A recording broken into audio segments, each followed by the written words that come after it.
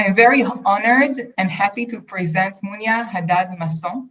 Mounia is the head of science and education at the European Association for the Study of the Liver. Mounia and me know each other for many years. We work together at EASL and we are good friends. Mounia can really expand our insights and knowledge about what it means to curate knowledge or curate content for online or virtual meetings as opposed to a physical gathering. Mounia or EASL were supposed to have their Congress in April. They first decided to postpone it to August and then obviously went virtual.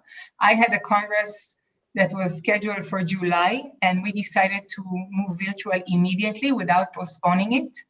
And we want to share our insight about program and program planning and content sharing online versus a physical meeting. Both of our organizations, I work with FENS and Mounia at EASL, took different approaches. FENS took the full program that was supposed to be on site with 600 speakers and recorded everything. EASL took a different approach and you did not record everything, you just changed the program to fit online. And this is what we're going to speak today. Hi, Mounia. Hi, Inbar. Thank you very much for the invitation. I'm very happy to be here today with you, and I'll try to give you some insights on how EASL proceeded with the digital ILC. That was indeed in the beginning not a digital congress, but we managed to deliver it in August. We went from a 5 days congress to a 3 days congress, and it was important to keep the core science. We decided not to reduce the amount of abstracts that were reviewed and accepted, but we decided to move to another strategy, trying to adapt to the format, and maybe, let's say, remove some of the educational content that we usually have at our congresses.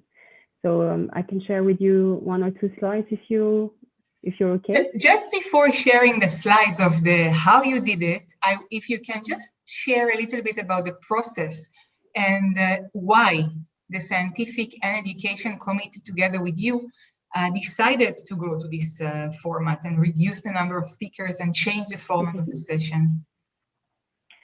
Yes, so it was very important for EASL and the governing board to actually focus on the core science because of different reasons. One of the most important raison d'être, like you say in French, reason for a Congress to happen is the showcase of the science that we receive through abstracts. So we didn't want to jeopardize this, and we wanted to focus mainly on the abstracts that were 1,500 abstracts. So we were focusing on having a shorter Congress, evolving around the hardcore science and keeping some components so that we still have interactions and education ongoing. And the scientific committee, education committee, and of course the office worked on maximizing the experience through reducing the time of the different sessions, adding a lot of different interactive tools that we didn't have in all the sessions from the beginning in the live events, and in the physical events. Exactly, in the physical events, exactly. But also because people are consuming knowledge or content differently online. They have more distractions, they have their email that is popping up, they are less, if in a session room, you know, they will go into a session, they will sit there and they will not get up because it's less interesting or because the speaker don't know how to give a presentation. But online, it's a click of a mouse and they are more easy to leave a session room. And maybe for me, this is the main reason why we should think differently about how to serve knowledge online.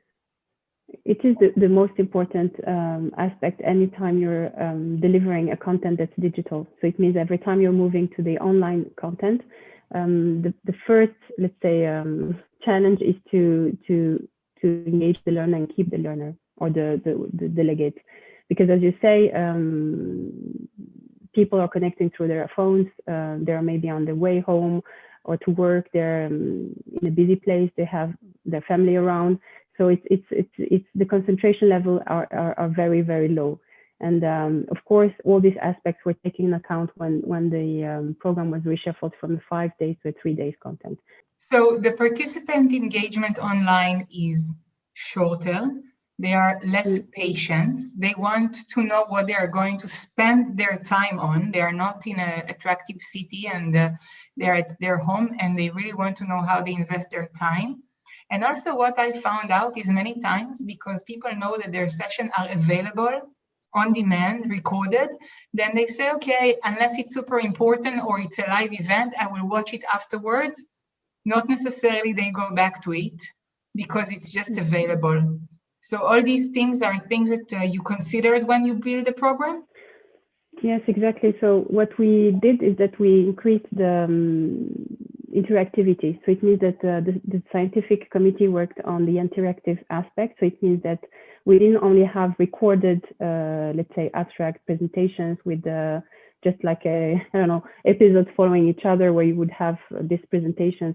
We had the commitment from the different chairs that were designing the sessions and making the sessions interactive and actually accessible to the learner, to not only Q&As, but there were polls so that there were a real engagement with the audience. So not only having this, let's say, learner to the teacher to the learner, we tried to have the interactivity also. So the flipped classroom model where we have, so we tried also to use a lot social media, not only for advertisement of the content and of course making noise around the event, but we tried to use it also for our educational purposes, where people are interacting with each other and addressing questions even to the speakers and the chairs. So there is a lot to think of. And as you said, the major, and we were actually very surprised and positively surprised that we saw that there was a very high retention of the actually viewers. Okay, so now let's move to the how. What did you do in order to adapt the content for online? So okay, I just need to share my screen. So as I said, we went from a 5 days Congress to a 3 days Congress. We still had a lot of sessions, 93 sessions. We had all the abstracts that were accepted that we kept and focused on these. We had 315 invited speakers. And what you were asking, like the key to keep the engagement was really to make all the sessions interactive sessions, which was not the case in the physical meeting. So some of the sessions were interactive when we were at the physical meeting, and now all the sessions suddenly had to be interactive.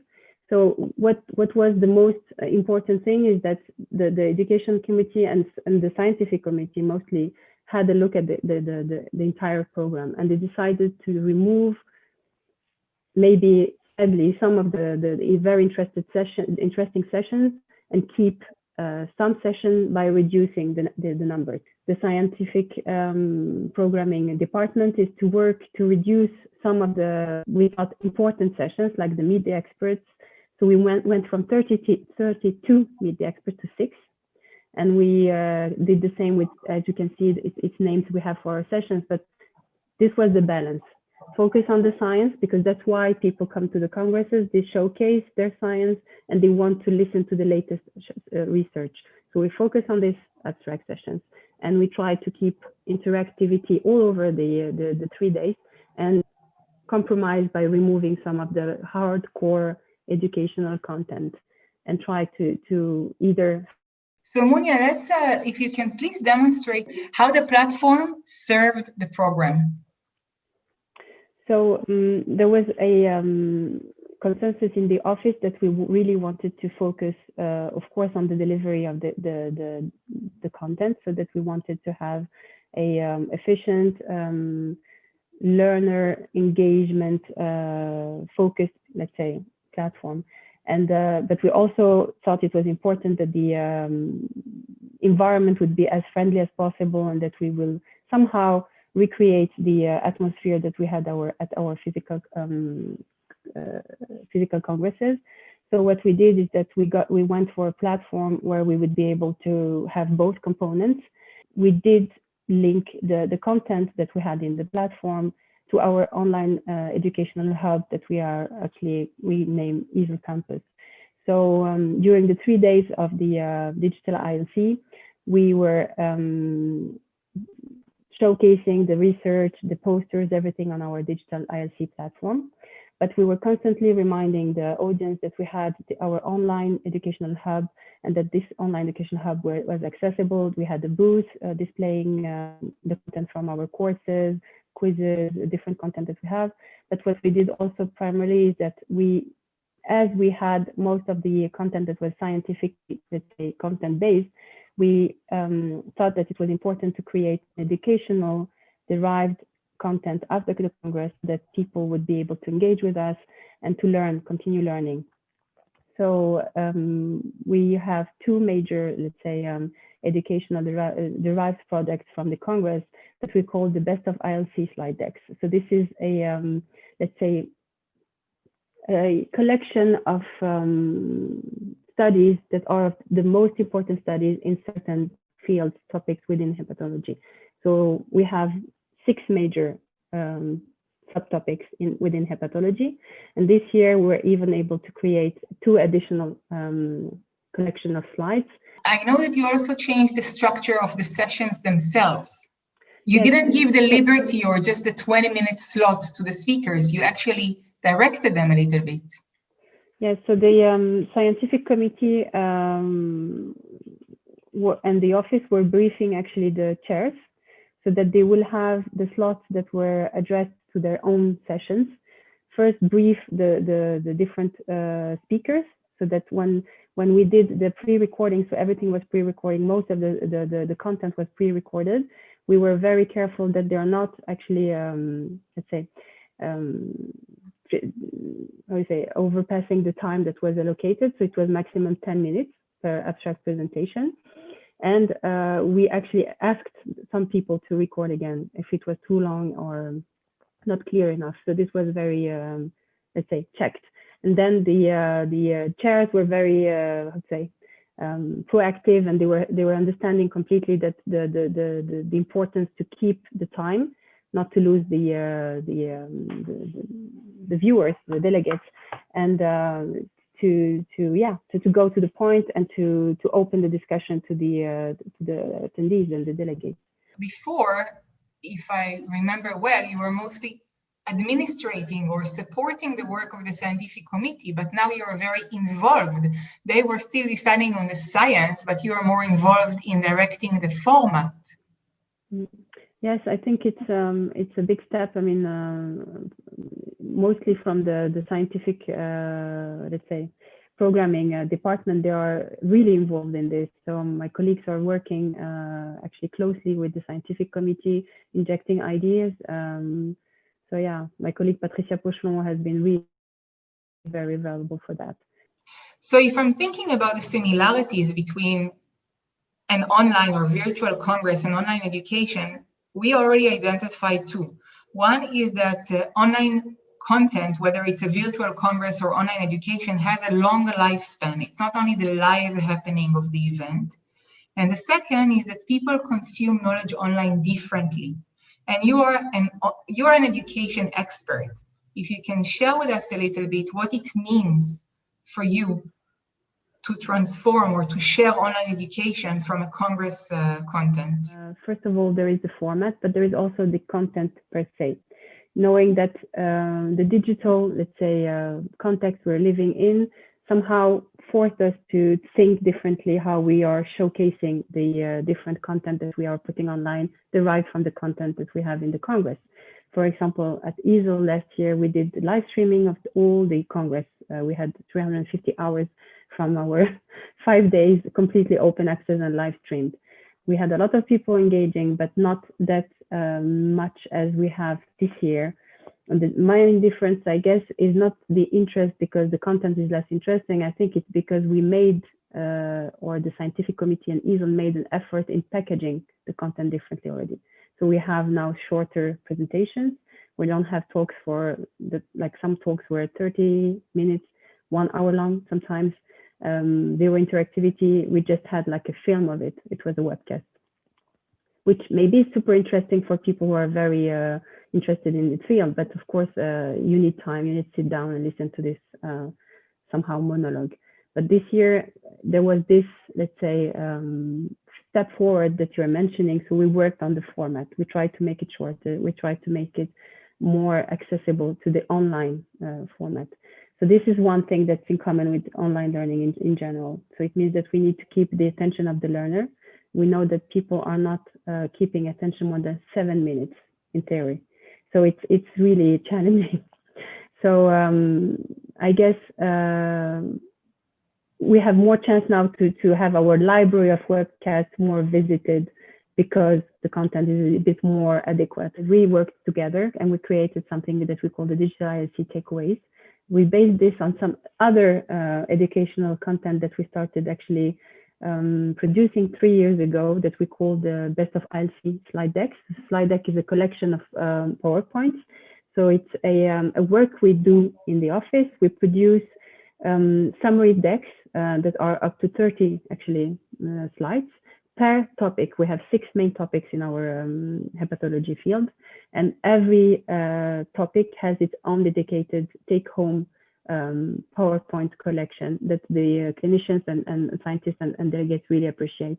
So we're giving them this educational content, and we base the discussions from the takeaways on this slide decks and any additional, for example, study that we didn't put there and that they think is of interest. So we are now, it's a series that we started in September, we're finishing in November. And we also created for the first time something for the patients because we think for our own association, it's important. So it's like a summary of the studies that are of potential interest for patients. So we're linking the digital ILC purely webcast library to the educational content that's more, let's say, e-learning friendly. And that adds value to the content so that the different studies that, for example, are mentioned, they can be viewed on the digital ILC platform, revisited, and so on.